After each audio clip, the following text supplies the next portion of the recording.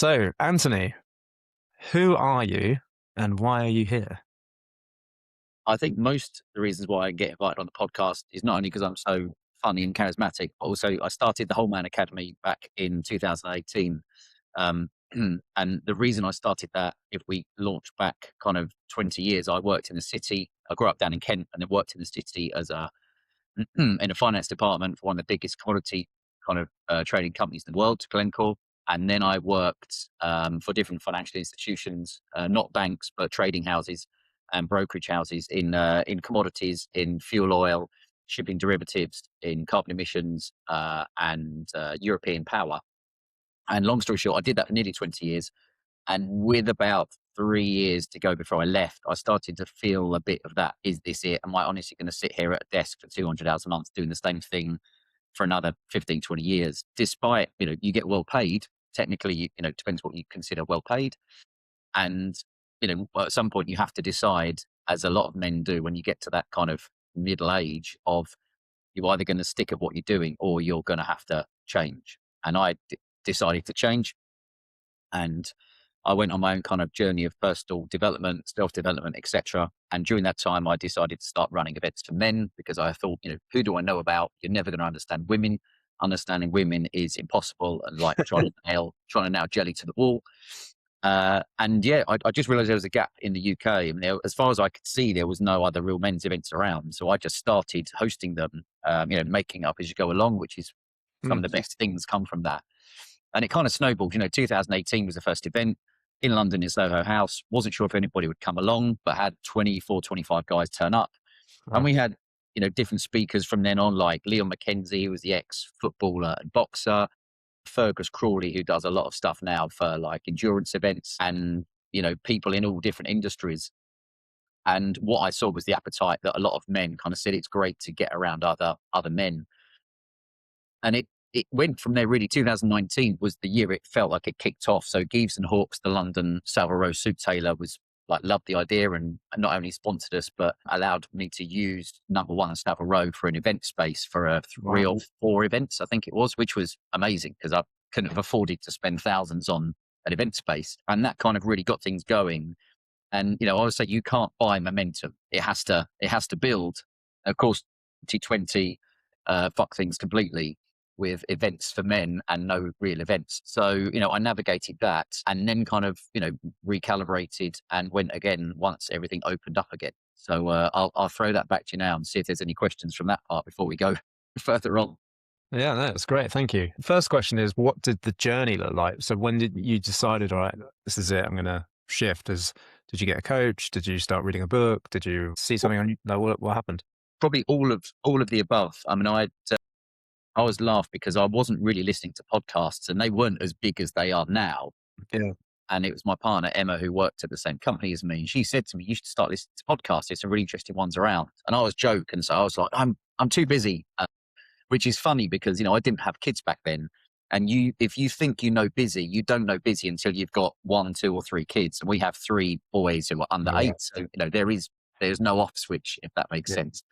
But it's funny when you are either single or you're childless, you think you're busy and you fill your time with other stuff, but you have no fucking clue what it's Mhm. like. And anyway, I started listening to podcasts, and one of the guys is a chap called James Swanwick, who runs a company now which is all about blue light blocking glasses, funny enough. And it was the first time I heard the term Tony Robbins, the US personal development kind of ledge.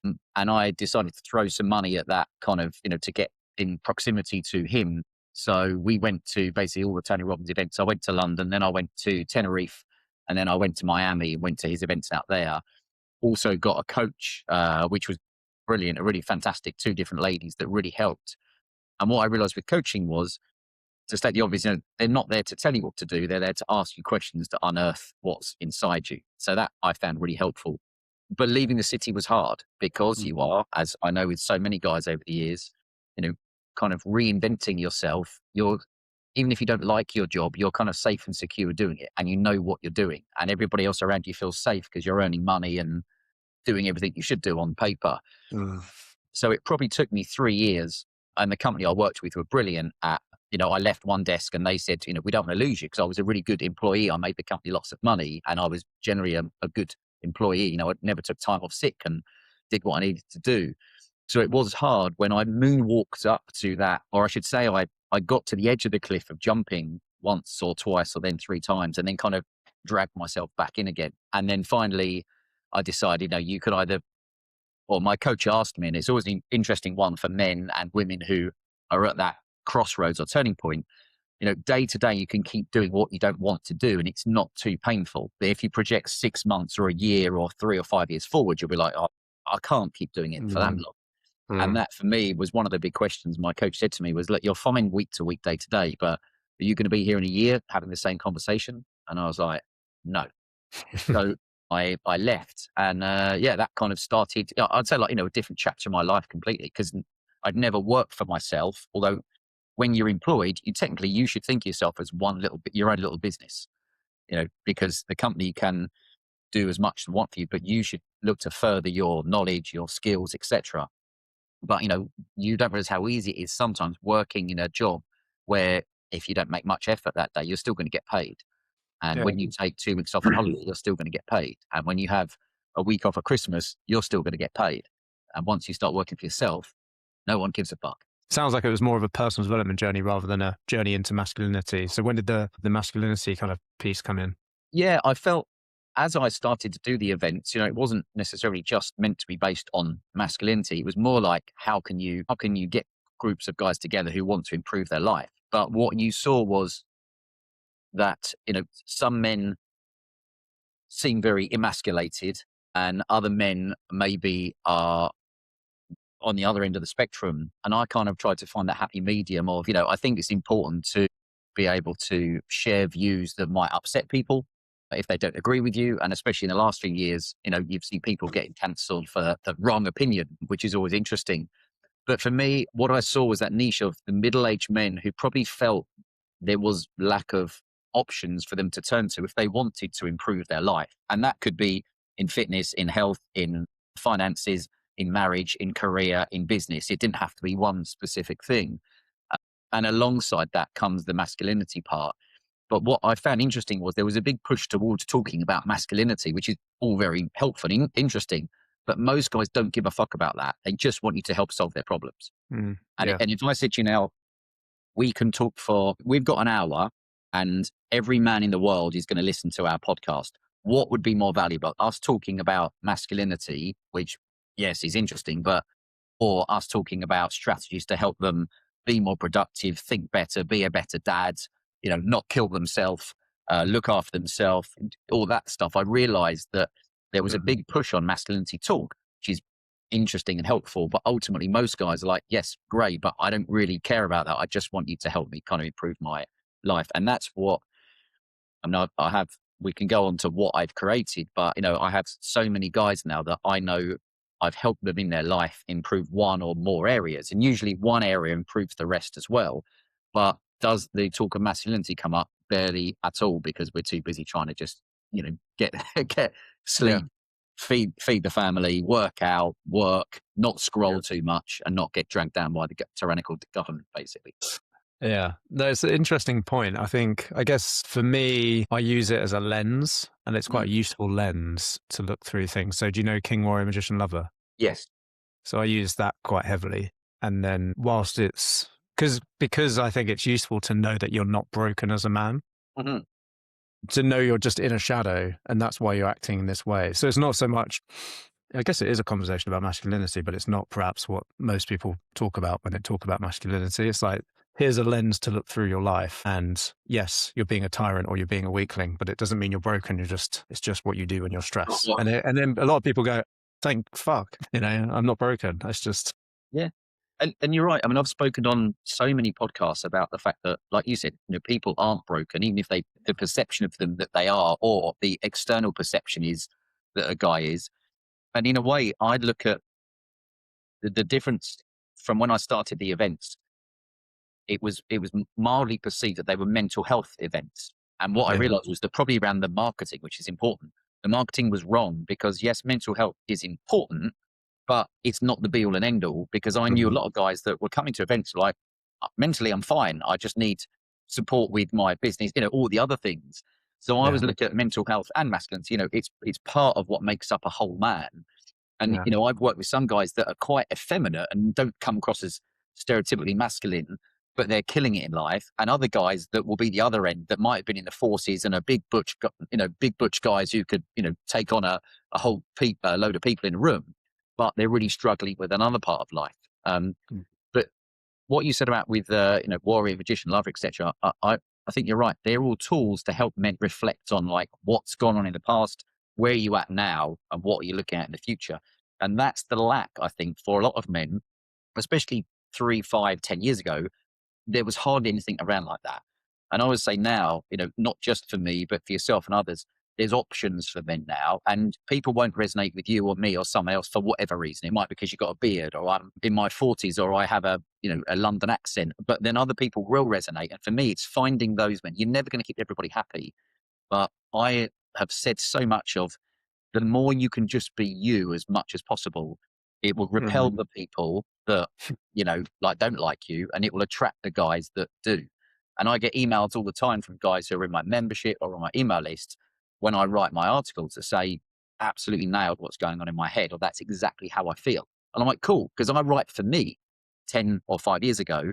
And if you Yeah. like it, great. If you don't, I don't care. I did a beach walk with a bunch of guys, and one of the questions that we were thinking about whilst we were walking was, what did 2025 teach you? And my biggest thing that I learned from 2025 is the more you are aligned with who you really are, the more success just comes in every sense, not just in money, but in family and in Mm. health, fitness, everything.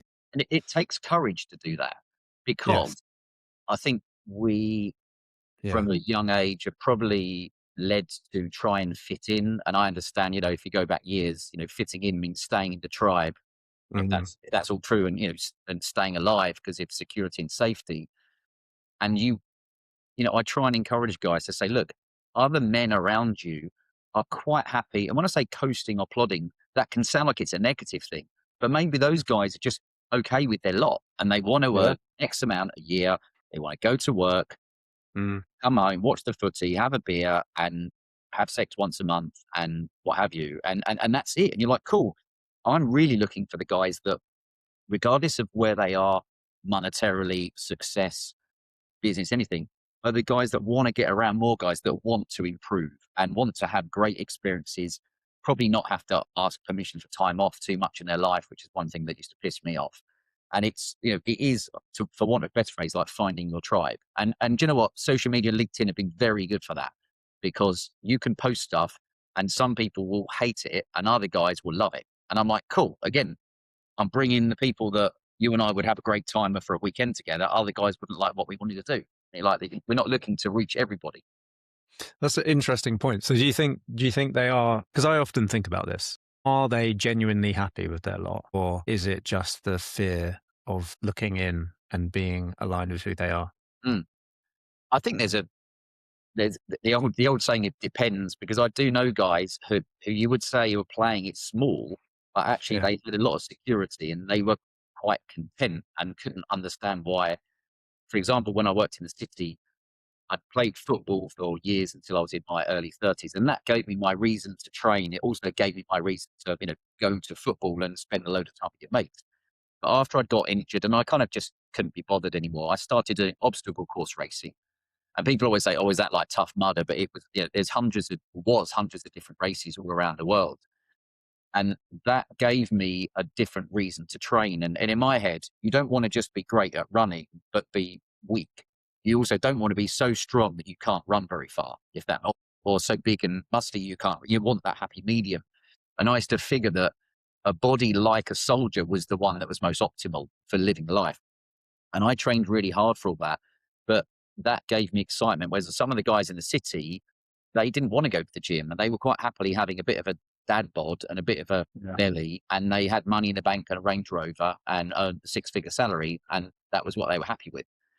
So Yeah. you kind of think, there's no wrong or right, but you do define the guys that just resonate, basically. Yeah. I think I've always thought it was weird because I didn't ever want that. And then you meet someone who has that and they're like, I'm genuinely okay. I'm like, really? Yeah. I mean, fair enough, I suppose. And on the flip side, you'll have those guys that are in that situation that look at you when you say, I like to get up early. I like to Yeah. have a warm and a cold shower. I eat a very healthy diet. I don't drink alcohol anymore that I used to. I love just time with my kids. I go to bed as early as I can. I don't watch TV.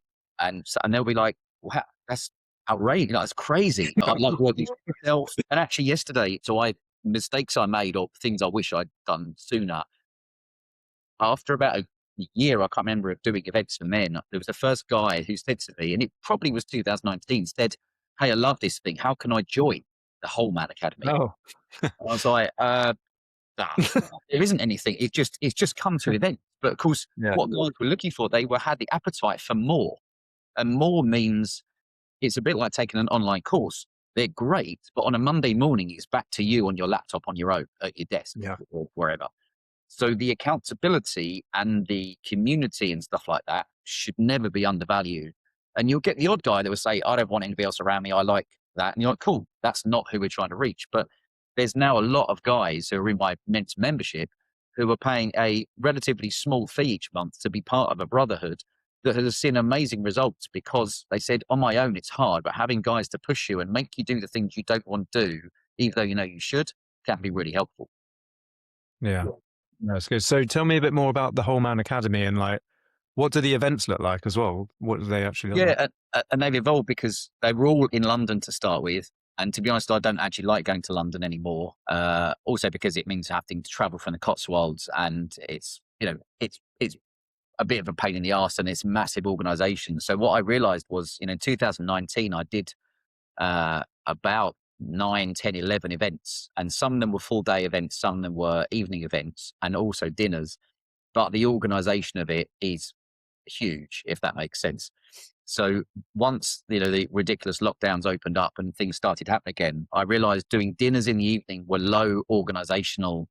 It was just, I'll book a table for 12 or 14. So we now have dinners in the Cotswolds, dinners. There's a dinner in Maidstone coming up in February. I've had dinners in Winchester and also London. Um, but again, there's some guys want more than that. So I've been doing like a 1-day event in the Cotswolds, which is like a focus day where guys will come in the summer. We hire an amazing place and, go somewhere outdoors for grilled food, but spend the day focusing on yourself. And the most exciting one is, it was 2 years ago. I came up with the idea of something called the Adventurer Experience. And it was basically, that 2-day event where guys got to escape the rat race and escape the family and escape the chaos and emails and just come and stay at mine in the Cotswolds and basically do some work on, where are you, what do you want to do, what do you want to achieve, but also go for a long walk, have ice bars if they wanted, eat a lot of steak, sit around the fire overnight, go to a gong bath, which they all loved, have a pub lunch and, and price it really low. So there was no kind of, oh, I can't afford it.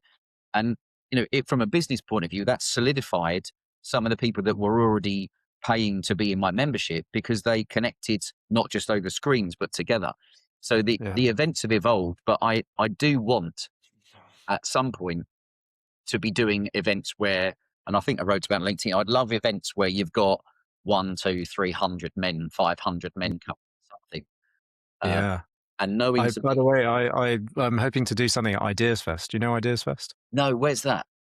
Ideas Fest is like a festival for entrepreneurs. Hmm. May not be your target audience if you're kind of in. Actually, I don't know if it's just for entrepreneurs.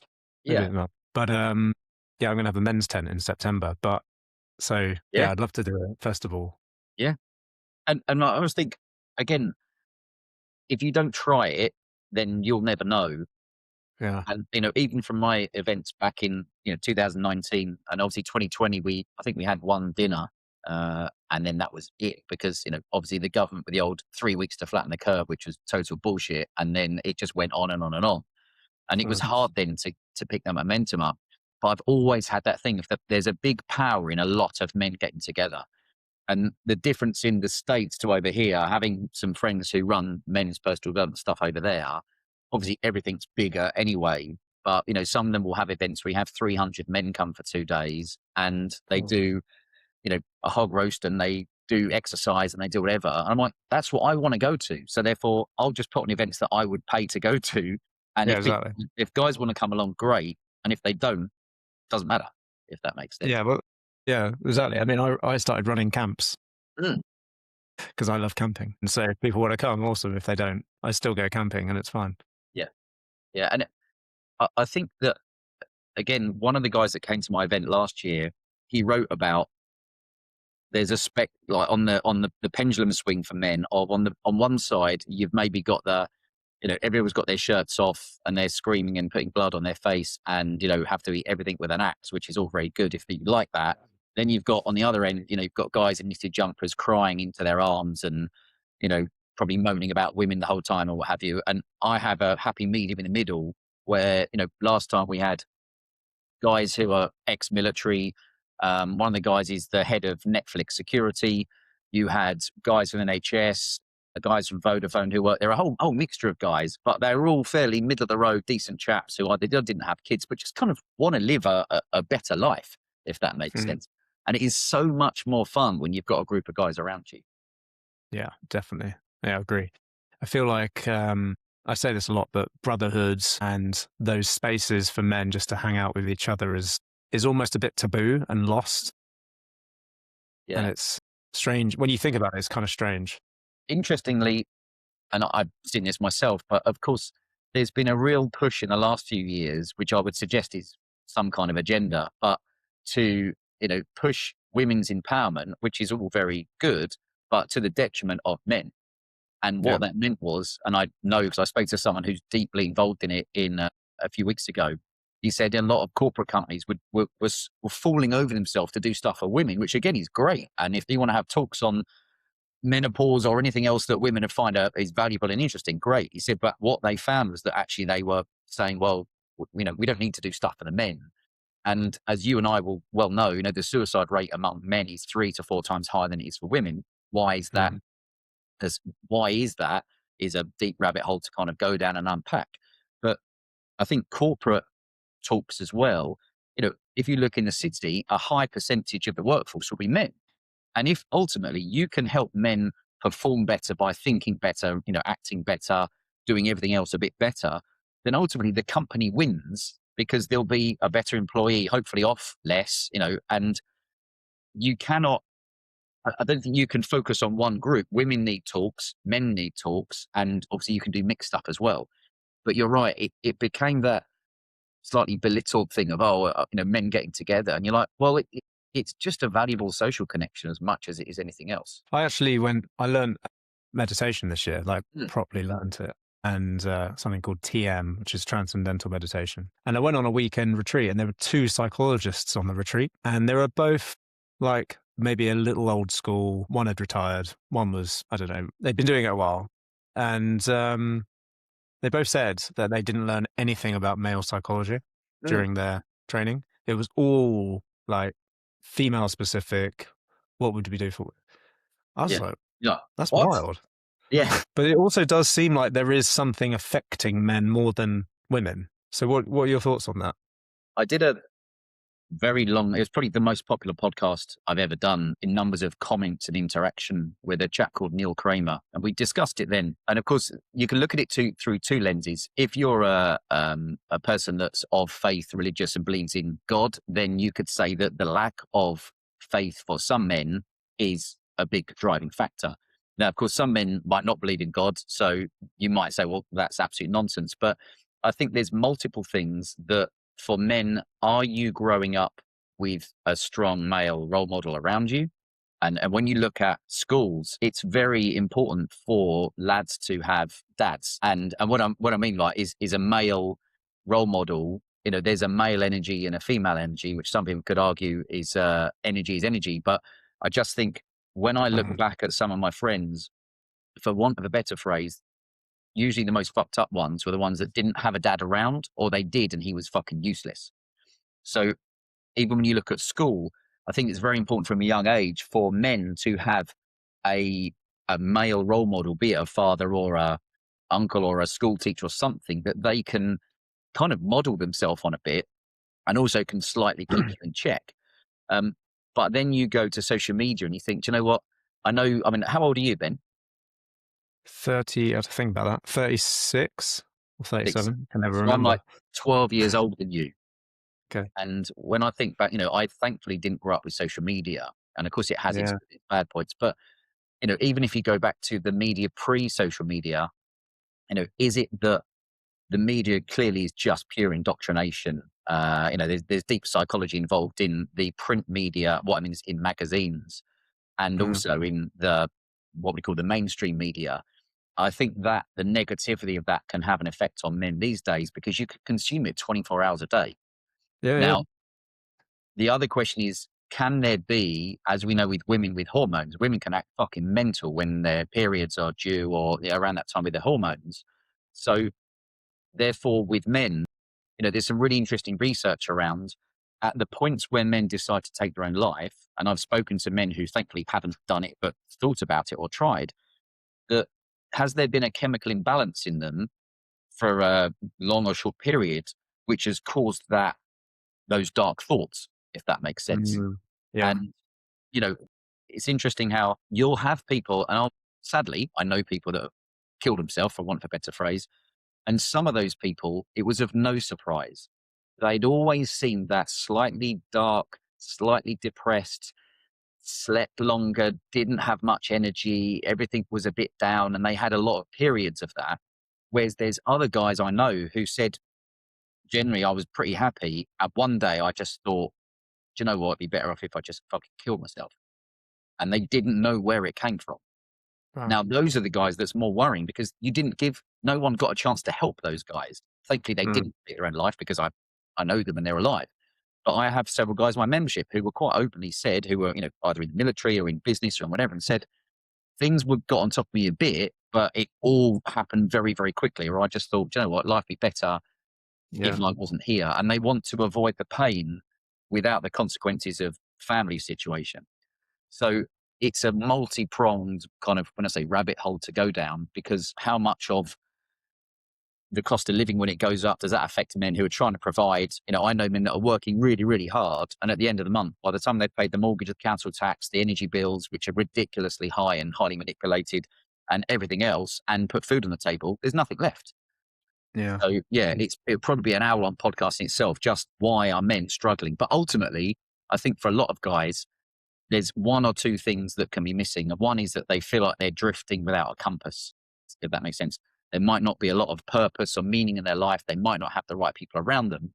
But, Mm. I know people that are monetarily are broke and are happy as you could be. I also know people that have got so much money, it's embarrassing, and they are the most lost people you've ever known. So, Yeah. it can't all come down to poverty because if you go to places where, I've been to countries where the kids are playing in the dirt and people are living in mud huts and they're the happiest people you've ever met. Maybe that's because I haven't got Instagram, TikTok, and LinkedIn. Yeah. Yeah. There's quite a few things to pull on that. So the first thing is I've noticed the people who are nailing social media in terms of they're really good at marketing, and that kind of goes, well, probably the newspaper people are also really good at marketing, right? They're really awesome manipulators Yes. and we follow them. So we follow these people who are really good manipulators, but that doesn't mean they're the whole man. But we think they're the whole man, but they're actually incomplete and they're also suffering in some way. I think they're the magicians. They're amazing magicians, but they're not lovers. And you're right. I was trying to remind people, I know you and I know this, and maybe people listening will, but social media is selective sharing. And I have known, and I know people that if you Yeah. looked online, you'd say, fucking hell, they've got such a great life. And then Yeah. behind the scenes, you'll find that their marriage is fucked or they're broke or Yeah. whatever. And kind of a sad but good example sometimes of how well people hide it is I remember with a chap that was in The Only Way is Essex, and it was his dad who took his own life a couple of years ago, and it turned out that he was massively in debt. And of course, for men especially, we put our value on often our worth on how much we're worth physically, financially, and everything else. And what I've seen for some guys is, of course, when they've either lost everything monetarily, they just feel like I can't go on because it's so embarrassing, and you feel rage, Shame. and shame. But Yeah. also guys that have left the military or ex-footballers and what have you, suddenly you're like, well, who am I without you know, Yeah. I'm not Yeah. I interviewed Neil Mellor, who's ex-Liverpool footballer, and he played with Steven Gerrard when they won the Champions League. And I said to him, how hard was it when you left? And he said, very hard because, day one of you waking up and you're not a footballer anymore. You're literally in the house, like, Yeah. what do I do Well, now? I'm ex-military. I don't know if you know that, Right. but So you know what that's like. yeah. Interesting though, I didn't have it when I left the military, but I did have it when I had a gym and I sold my gym, Right. and I had it more then Yeah. because it was like, shit, You're not a gym owner anymore. I'm not a gym owner anymore. Yeah. With the military, I was ready to go, so I was like, see you later. Yeah. But But yeah, it's interesting, and that if that resonates with some people listening, it transcends military, professional football, the city. Because I talked about it a while ago, where I said I realized until I listened to a podcast for about 3 or 4 years, whenever anybody asked me what I did, I started with, "Well, I used to work in the city, and now I do whatever."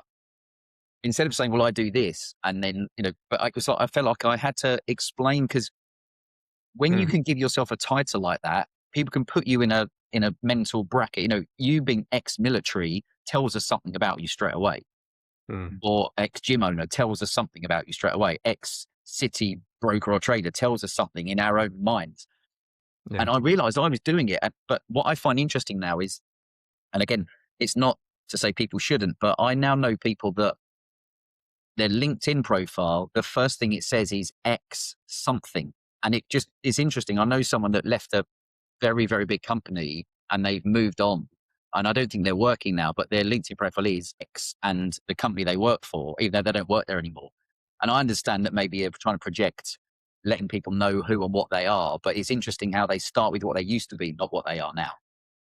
I've got it in mind to be fair, Yeah. but it's at the end. I think for guys, I mean, I talk a lot about LinkedIn with guys who are in my network, depending on what they're doing, because I've seen some really good results with guys who I've said, listen, if you're being professional, LinkedIn should be for you should be a professional shop window. So make sure you have a very good profile picture, which is easy to do if you haven't already. Make sure you have a banner that if you have your services, it's not just some wanky banner or something. It tells people what you are, or it sends a call to action. Make sure your bio is not totally AI written, and make sure it's just explains who you are, what you do, and who you can help. And I had several guys, one of them who his LinkedIn profile was absolutely wank, basically. His picture was terrible. And I told him, and we spent some time working together. And what was really interesting was I said, start posting on LinkedIn as well. It doesn't got to be daily, but people will go and check you out if you're looking for a new job. And long story short, his first interview he had at his now new company, they said, we've had a look at your LinkedIn profile, and he'd written a post and they found it really interesting. And it Mm, resonated with the interviewees. Yes, interviewers, yeah, and that got a good connection going and they offered him a job. Now, no, right. I'm not saying that we don't know if obviously he had to be skilled as well, but you might find that that little thing pushed them over the line to think, oh, actually, we know a bit about this guy now and he's got a Mm. professional LinkedIn profile as opposed to having some 10-year-old photo or a disco or something like that. So boring as it is, if you're professional in life and looking to be professional, at least have a decent LinkedIn profile. Yeah, yeah. Going back a little bit to something that I wanted to pick up on earlier was the one of the things that I realized for myself was I think the military training detached me from my emotions in Mm, quite a big way. I think my whole upbringing, I think everything about my life and then the military kind of just did it again. yeah, It was all about watching TV is detaching. There's lots of things that help that cause us to detach.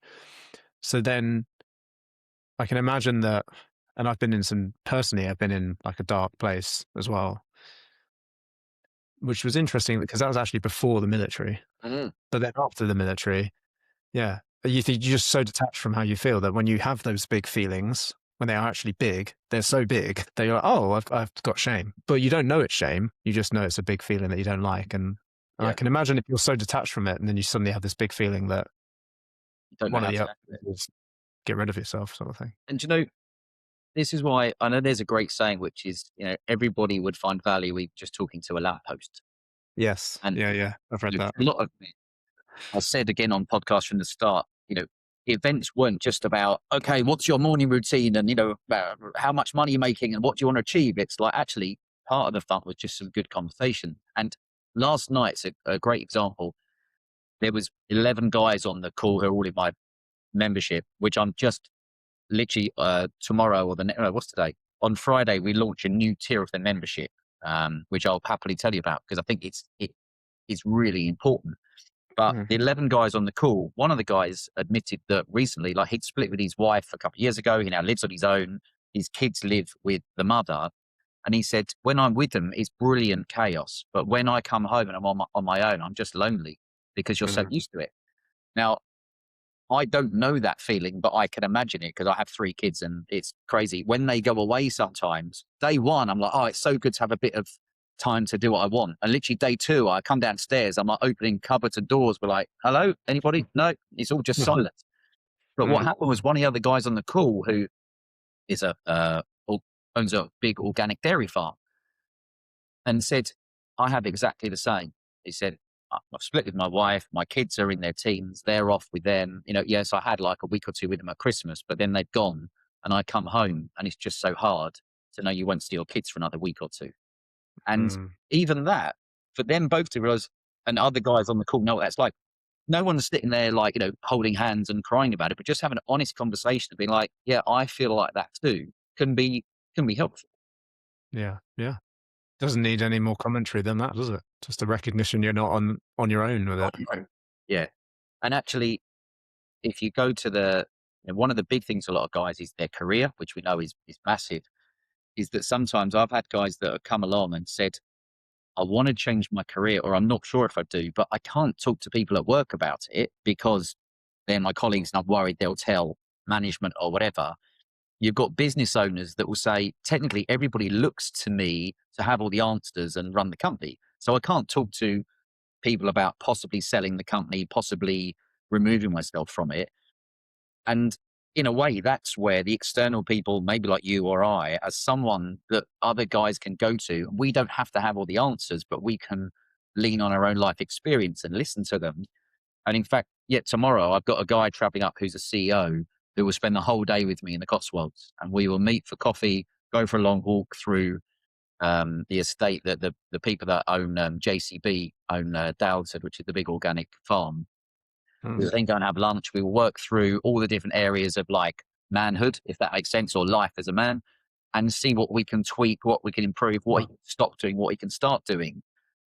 And otherwise, there's not many options like that, if that makes sense. So, Yeah. there's a big gap for me, you, whatever other men, because again, there's hundreds of millions of men. So it's never like, I never see any competition because you're ex-military, you know stuff I have no idea about, and you've probably done stuff that I couldn't do because I'd be scared.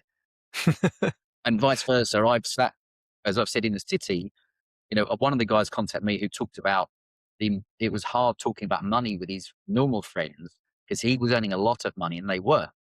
And I Mm. said, from the age of 18, I was dealing with like $100 million loans overnight and large amounts of money. So for me, it just, it Numbers. is nothing. Same for Yeah. you. Like if you were carrying a weapon, I wouldn't want to. I'd like to be trained in it, but I wouldn't want to have to deal with that. Whereas you probably after a while, if you had to do that, it becomes white Mm. noise. You don't even think about it necessarily. Yeah, I guess that's true. That is So true. yeah, and I always laugh. I Things, bet, isn't it? like, let's say I've corporate background could learn a lot from you, and probably guys that maybe been in the military can learn a lot from the corporate ones. And it's not often stuff you even know you will learn, but just Mm. spending time together can be helpful. Yeah. Well, let's go camping. Oh mate, there's so much I want to do. And do you know what the big thing for me is? It's about the bigger the audience, the easier it is, but Yeah. not being transfixed on having to have a massive audience.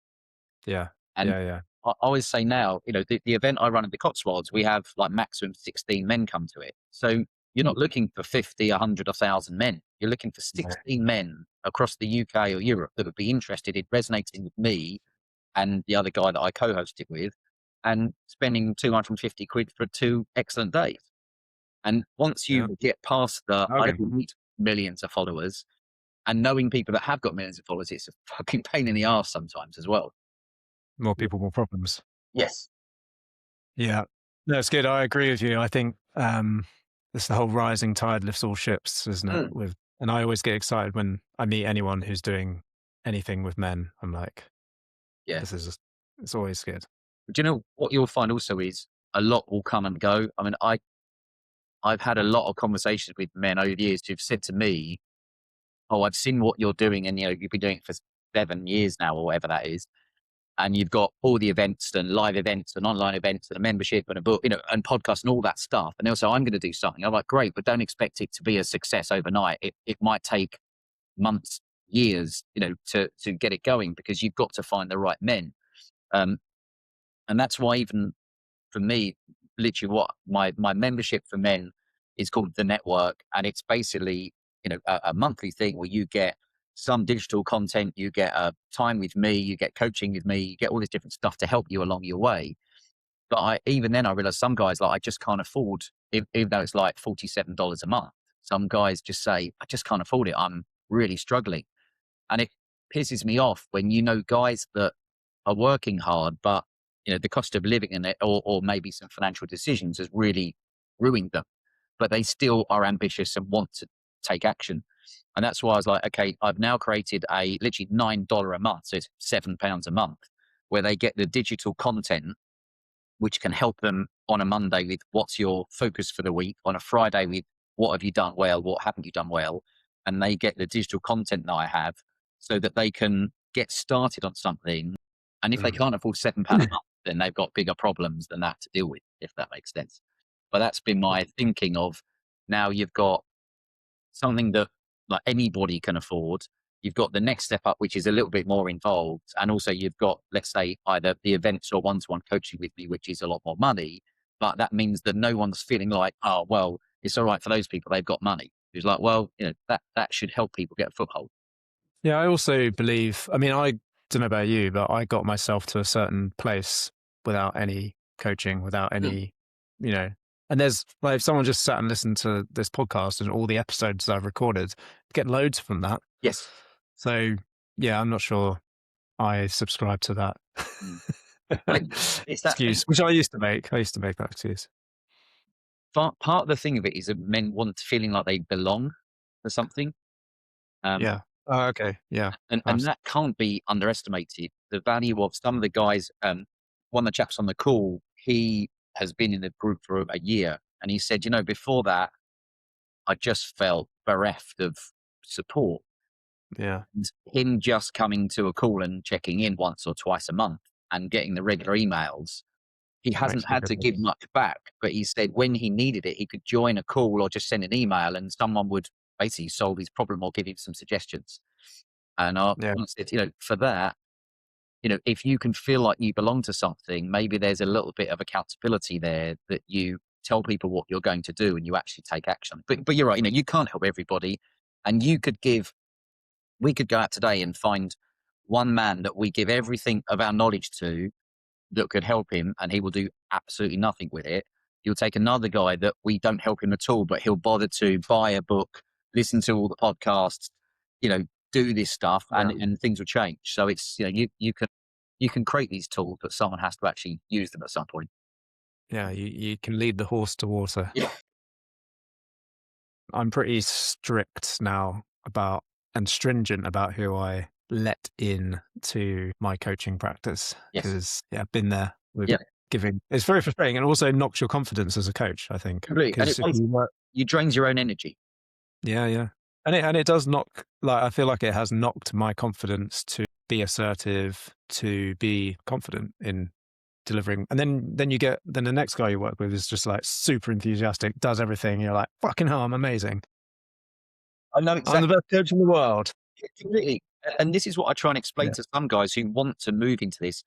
As you know, no two men are the same, and therefore, what worked with one, and you think, God, I'm really good. I know I'm good, but only because I can average it out. But you've had some guys that you'll go, right, let's look at this, and they'll go off with this action plan.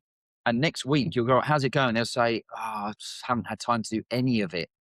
And I'm like, none of it? No. And I'm like, cool, okay, interesting. Oh, did you see the football the other night? Oh yeah, Arsenal, Chelsea. Ooh. And I'm like, Interesting. priorities, you know? Yeah. So you're Yeah. right. Yeah. It's the same. And I've had some guys that I've worked with that, have taken it upon themselves to go off and develop further what we've done. There's a guy I'm nearly finishing working with who has done that, and he'd be brilliant. Then email next day, so I've done this. But other guys, you'll have done that, and they'll, 3 weeks later, they haven't contacted you, and you'll message them, and they'll say, "Oh, I've just been busy." You're like, Yeah. busy doing what exactly? That's the fun. I had the gym I had for 7 years, 8 years. And part of the reason I moved from coaching people in a gym in a local area to doing this is because I can be a lot more selective about who I work with, can vet people who are coming in a lot more. Yeah. Whereas with the gym, it's just like, come on, everyone, like whoever wants to get fit, like get in here. And you are trying to coach a lot of people who just don't want to be coached. And whilst that is frustrating and annoying and knocks your confidence sometimes, it also made me a really good coach. Mm. It made Forces me you to way adapt. better because now I can just be, I know all of the excuses. I know all of the things like you just said. Yeah. Did you watch the football? Yeah. Well, then you had time. Yeah. And no, not many people will have that, will be that assertive to say those sorts of things. Yeah. But Well, I mean, a good example was last year. There's a guy who's in my membership who's a lovely guy and had been dealt a very tough hand because he had a car accident, which means he was paralyzed from the neck down, which, no one can fully understand what that must be like unless you've been through it. But mm, regardless of that, doesn't mean I'm not hard on him. And yeah, he kept yeah, buying because courses. everyone would, yeah, not be, I suppose. And he was saying, I want to do this, this, this. And I'd say, brilliant. He'd say, I bought this course and I'm working through it. I'd say, fantastic. And at the end of the course, I'd say, right, what are we doing with the course that you're doing? And he'd say, well, I've seen this other course that does something else. And in the end, on the call, I said, I'm fucking done. Like, you're not allowed to buy any more courses. I'm banning you from buying any more courses for at least whatever it was, 6 months. You must Yeah. work on the one you're on instead of the shiny object syndrome. And he crapped up laughing because he's like, oh, I bought like 6 courses since so his intentions are good, but it's just, at some point you have to stop fucking about and actually do something with the information you've got as opposed to looking for more information. 100. But we've all Yeah. been there, done it, I guess, at some point. We've all been there. We've all been there. We've all had too many courses on the go. Yeah. Yeah, it's really good. What's in all of your experience of working with guys, and what would you say is the biggest lever most men could pull to make themselves just feel better, to like improve themselves? Yeah, what's the biggest lever that you would It's say? such an easy one. And that's why I'm frustrated in myself in a way that I should have started a membership earlier, regardless of whether it's paid or not. Although I am a believer in people, value what they pay for. But being left on your own can be really hard. And I know it is hard for guys because I know what it was like when I left the city and I know what it's like for all the guys I talk to. And regardless of what you're trying to achieve, if you can surround yourself with a group of guys that, for want of a better phrase, have a can do attitude, you can find enough people that will just moan about everything. And, moaning is all very well for a little bit to maybe de-stress. But at some point you're like, okay, we are where we are and we need to move forward. So for me, the biggest lever to pull to start with is joining a group of men, even if it's one other guy, for some Yeah, accountability and the collective wisdom. I mean, you and I together, I mean, how many years were you? So gym manager for 7 or 8 years, and how many years in the military? 8 years in the military. I think it was 8 years in the military, 8 years in Yeah. with the gym. So let's Yeah, take 16 years of that. If you added that to my nearly 20 years in the corporate world and now 7 years of running men's events and coaching and everything like that, that alone is a huge amount that could probably solve a lot of men's problems because mm. men's problems aren't that difficult to solve. A lot of it comes down to lack of focus, lack of clarity, lack of accountability, lack of action. Yeah, we're pretty simple. Yeah. Yeah, And that's it. But, there's that old saying in coaching, you're not there to tell men what to do, but actually you are sometimes. Because when I left the city, I didn't necessarily need like mindset training. I needed to have a plan of action. And if someone could have said to me, listen, the best way to start a men's event is to do this, this, and this, and follow it, yeah, happy days. So for me, joining a group, and there's plenty around, doesn't have to be, could be mine, yours, or whatever, but getting involved with a group of guys to start with is really important. And mm. I was asked a long time ago, well, when I say long time, a year and a half ago, comparatively with when I started my membership, someone said, oh, do you think it shows like weakness, which is really funny if like a guy needs help from others? And I said, Oh well, yeah, firstly, it shows strength because he's prepared to be open-minded. And also you can only have your own ideas.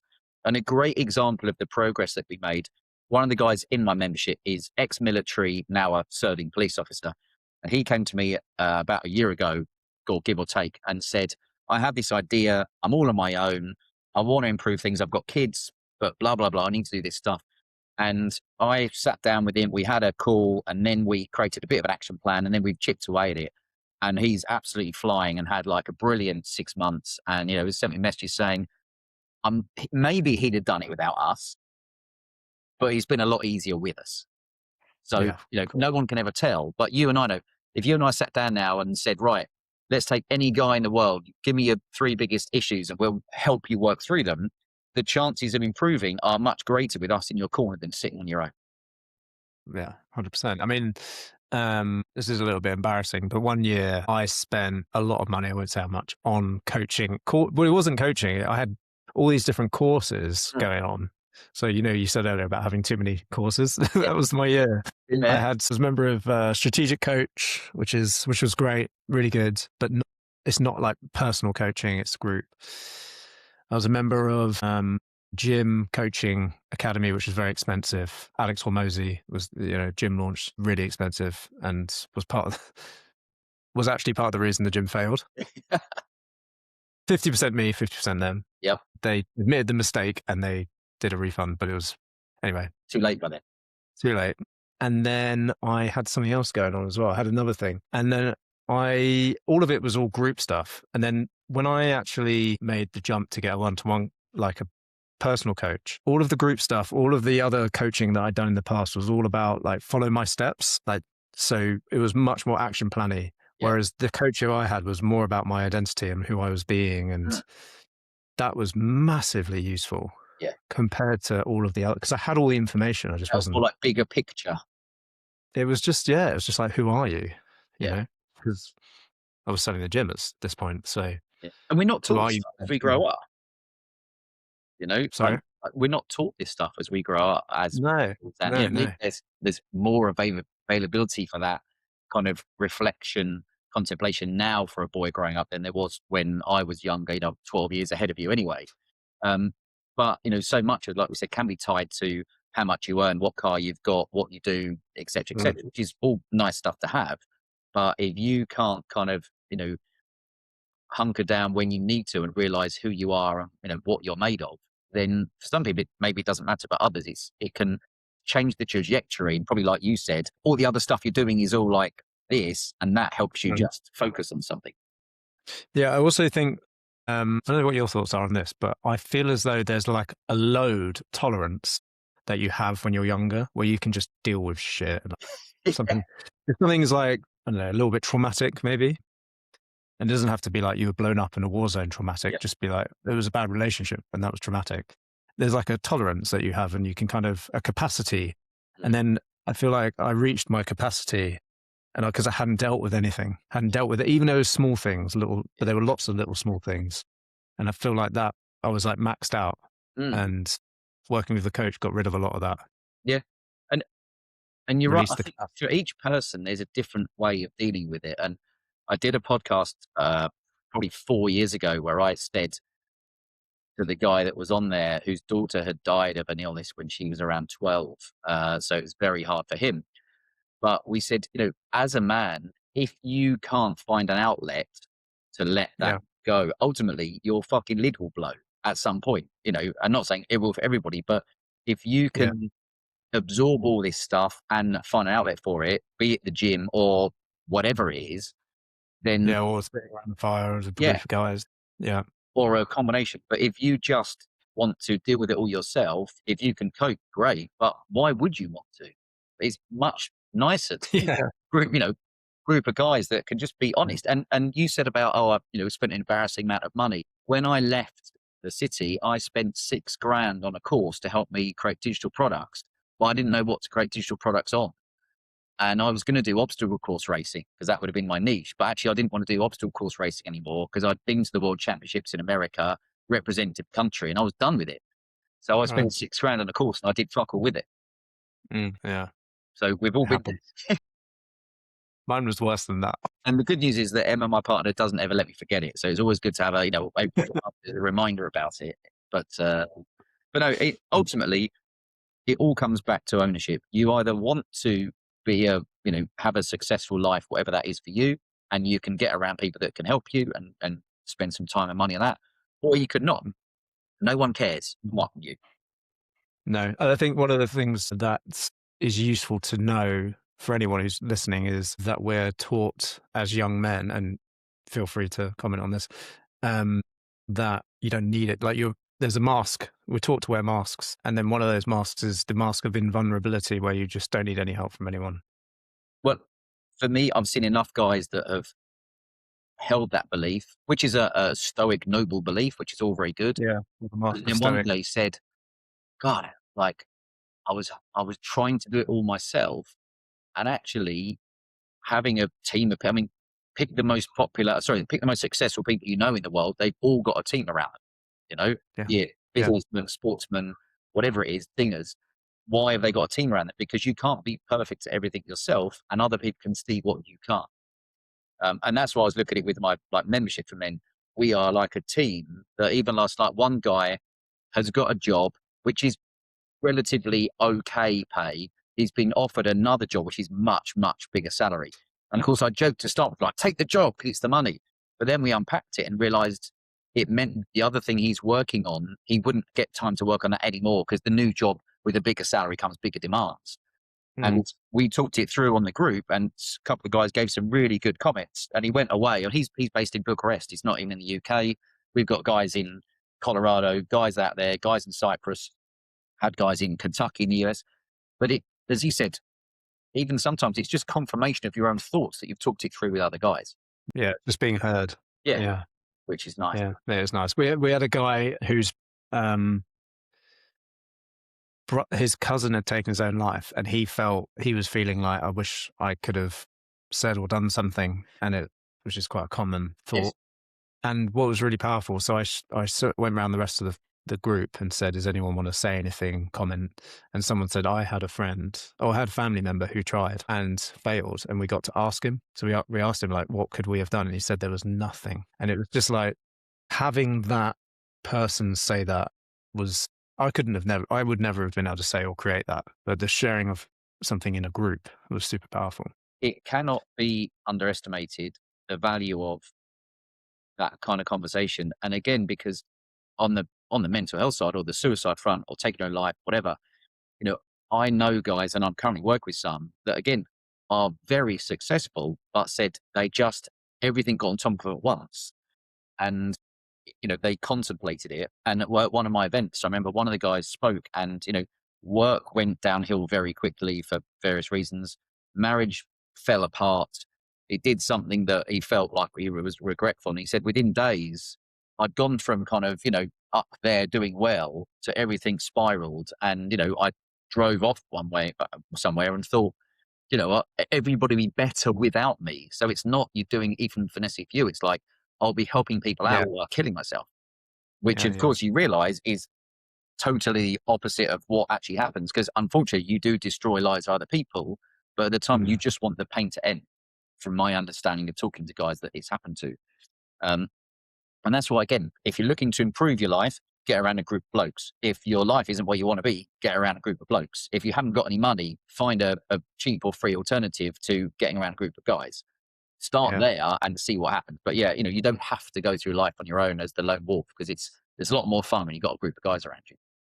Yeah, I agree. And I think a caveat to that is a group of blokes who are also doing the kind of work you want to do. Mm. Because if they're just, and some, because I had it in the army, I had a group of blokes, but we didn't have the tools. We weren't doing self-development, all of us. Yeah. We didn't have the tools of language or like to listen when somebody had something to say. Yeah. You're right. They've got to be on that similar journey. And Yeah. I'm sure you've heard it, but I have, where again, going back to, the 30 guys that are in my current membership, some of them will say, I've got some great friends, but it's a different conversation. We'll go out with friends, just talk about football, work, kids, and Yeah. whatever. But when I come to you, we'll talk about what I want to achieve or what I'm not doing or what I'm shameful of or feel rage about and all this stuff. It's just a slightly, maybe a deeper conversation, and both Yeah. equally valuable, because you don't want to be the whole time about deep, meaningful conversations and you can't have a laugh.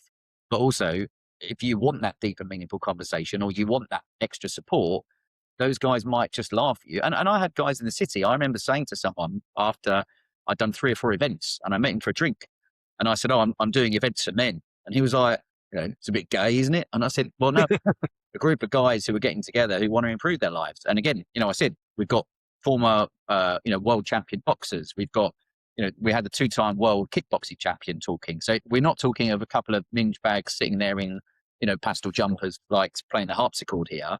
We're talking of very solid men who all want to get around and learn from each other. Yeah. And Nice. funny enough, 2 years later, I got some message from him saying, "I've been reading all your articles. They're really good. Just got to keep on keeping on. Got to keep on Yeah. keeping on." What are your ambitions for 2026, Anthony? It's really easy now, and because what I've done is basically created every tool I've created has been put into my different memberships. So whereas before it was like, oh, I've got a book, I've got a podcast, I've got some stuff, I've got coaching. Now it is, you've got two options, which is a very affordable option for membership, or there's the slightly more expensive one, which gets more proximity to me and the guys, and everything is funneled into that. So I'm like, I don't need to try and scattergun marketing and reaching men. For me, it's about going to find the right men, saying, here's two options for you. If you want to improve your life, there's two options. If you want to join, great. If not, you can join the email list and then maybe come to, events at another point. But ultimately, it's about growing the membership in 2026. Being fully focused on that makes a big difference, if that makes sense, Yeah. especially when you've got 3 kids and everything else going on in life. Yeah. Yeah. Well, it's great work that you're doing, and pleased to meet you. It's great. How can guys find out a bit more about you? If the old school one is to go to the website, which is just wholemanacademy.com, or I'm on LinkedIn or Instagram or TikTok or whatever, under my own name, Anthony Astbury. So any way you want to find me.